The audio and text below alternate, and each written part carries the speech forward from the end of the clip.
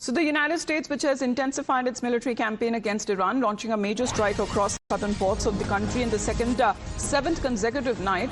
And according to the Iranian officials, at least 8 people have been killed and 20 others who have been injured in this latest wave of attacks, which reportedly targeted civilian infrastructure, including bridges, airports and power facilities, and also a railway station.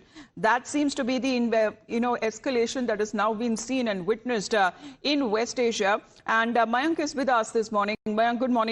This escalation that we are now looking at day by day, it's getting worse. Seventh consecutive night of strikes that has been conducted by the U.S. military.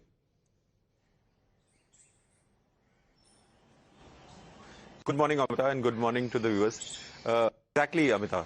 Now the tactics and the strategy will be to only expand the bases in such a way that whatever the campaigns will be launched, they will be launched from either new places or they will be on certain places which are found to be new targets. And this is how the things will be expanding. Otherwise, if you see, Amita, last time when since 1 week, almost more than a week, we are reporting that almost 6 countries were hit. And they had been primarily the military bases which are based or has been housed, which are US military bases, which are in the region, and including almost all the countries which are surrounding Strait of Hormuz. And Strait of Hormuz has been the center point, actually, because of which all this started when there were merchant vessels which were intercepted by the Iranian IRGC. What we see, actually. And in this case, what is something very new is, Amita, Jordan has come into a frequent, continuous fire of Iranian missiles in this case. And interestingly, while there had been lots of claims, since 28th of when the campaign started, there had been multiple claims that Iranians' ability to fire missiles or to launch drones has been debilitated, or to an extent it has been depleted. But then what we really see is actually now they have been, widening the envelope of their attacks of missiles and drones. So it is getting fiercer and fiercer. It is getting much explosive in the with each passing day, Amita. And this Absolutely. is going to create major problems for everyone, which was not seen before when the campaign started in the beginning, Amita. Well, we'll put out exactly pictures that are also coming in, because these are other strikes that has been carried out on part of the U.S. military, as they say that they are now leveling up the strikes when it comes to degrading the Iranian military, especially in the southern part of the country. Let's in the meantime also get you this breaking update. Iran, which has also carried out strikes on the ammunition depot and military bases in northern Iraq. Mainly when it comes to the Gulf countries that are hosting U.S. military bases, have come under repeated attack. And this comes at a time when the report suggests that Washington is redeploying fighter jets from Europe to the Middle East as part of its broader military build-up. Reports say around 5 U.S. aerial refueling tanker aircrafts are already en route to Israel, with dozens more expected to follow. Now, this seems to give you a suggestion there. You can see the pictures of the attack, and this is now coming in on part of a retaliation that Iran has now claimed that it has struck when it comes to another U.S. military base in Iraq.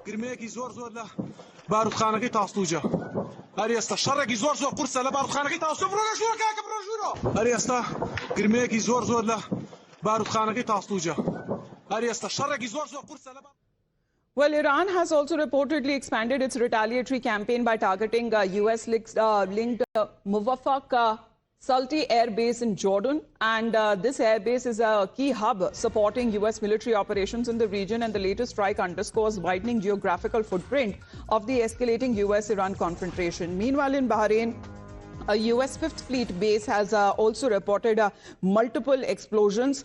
So this is now what we are now looking at, because since this interim ceasefire agreed last month collapsed, the region, which has endured days of back and forth attacks by the U.S. and Iran as they battle the control of the strait. So for the 7th consecutive night, we are looking at the U.S. military strikes, and the U.S., which is now sending, according to reports, dozens of refueling planes to Israel in the coming days, as the country prepares to launch a wider military campaign against Iran. And what has now been said, and this is something which President Trump is also indicating, that when it comes to ordering of multiple attacks in this wider conflict zone is something which President Trump could also talk of, because now when it comes to the IRGC, we are also looking at the pictures there of this military equipment and the US forces, Mayank, that are now put in such a way of a wider conflict that is completely also, according to President Trump, is not being ruled out.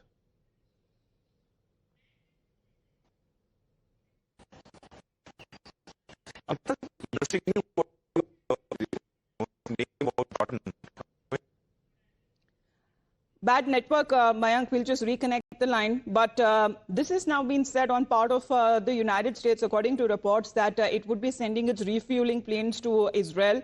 And similar number, what has now been said either at Ben Gurion or the Ramon airport. But this seems to be mainly when it comes to President Trump, who has been also holding high-level meetings at the White House Situation Room, where several officials discussed military options as well, and something which has not been ruled out as far as the attack on Iranian power plants are also concerned. Power outages in the southern parts of the port areas, of the coastal areas of Iran, that has also been reported. But the Middle East, which is now on the boil once again, and Iran also has been coming out with the threat of a 0 hour as President Trump has been deploying additional planes. So let's talk about what the IRGC has now done as far as its Navy, which has reportedly intercepted and targeted a Thai-flagged vessel in the Strait of Hormuz, a ship that allegedly ignored warnings and attempted to transit the waterway without the force's permission. A video of the same has been released by the Iranian Navy. And again, when it comes to multiple commercial tankers that have been hit on part of the IRGC, when the MOU was still intact, and that actually led the United States to resume its military strikes on Iran, especially when it comes to degrading the military capabilities of the IRGC in the Strait of Hormuz area. So that we are now looking at a wider attack in the coming days. 7 nights, it's been a week of when it comes to the MOU that and the ceasefire that has now come to an end, and this wider conflict zone that we are now looking at. And of course, when it comes to this warning that Iran has also been issuing to the United States of America, saying that they are ready for a harsher retaliation against the aggressor. And in a statement, a warning that has also come in from the Iranian side to just wait and see. So this is something which Iran has been doing. However, militarily, they are far less capable than the US military, one of the biggest in the world that we are now looking at. But they have managed to inflict a lot of damages there to the US military as well, that mounted that kind of pressure on President Trump to actually come across with his ceasefire, to come across with his memorandum of peace. But Mayank, trying once again, if we have reestablished that network with you, Iran on the other side having a far smaller capability of militarily taking on the United States of America and its might, however, has managed to inflict some heavy and serious damage.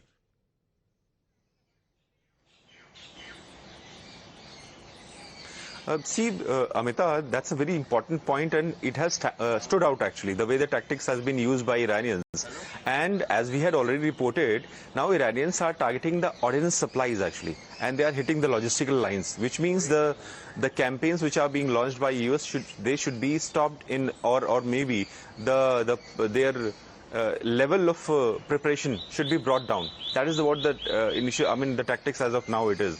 And what we are bringing out is actually widening of the envelope of the campaigns actually. They have started hitting Iraq also. They are hitting continuously Jordan, and apart from the countries which are already encircling the Strait of Hormuz. So thus what we see is actually while US is picking up new places from which it is launching campaigns, the Iranians have started hitting those places also, which means they have kept all these bases under their range, or their missiles are capable enough to hit those places. Thus, it is going to be deadlier and deadlier every day, because no side is going to stop or bring down its level of campaigning in this case. And what we have already brought out, Amita, is that air refuelers, which means that the frequency of the flights, or the ability to endure the air campaigns will be bigger and bigger and larger for major periods. So it is going to keep which means US has either identified new bases, new places, or they want to hit the same places or destroy the same places in such a manner they can't be used further, or they can't be in any which way repaired and then reused. Yes, But so inflicting again, that kind of damage that we have already seen as far as strategic US military bases are concerned, we are getting pictures that have come in earlier from Bahrain and Kuwait that have come repeatedly under attack, now in Iraq and in Jordan as well. So that seems to be the expansion of the conflict in the wider Gulf region that is now coming in from both sides, and also alongside the war of rhetoric also continues. For the moment, Mayank, thank you very much for joining us here on the broadcast.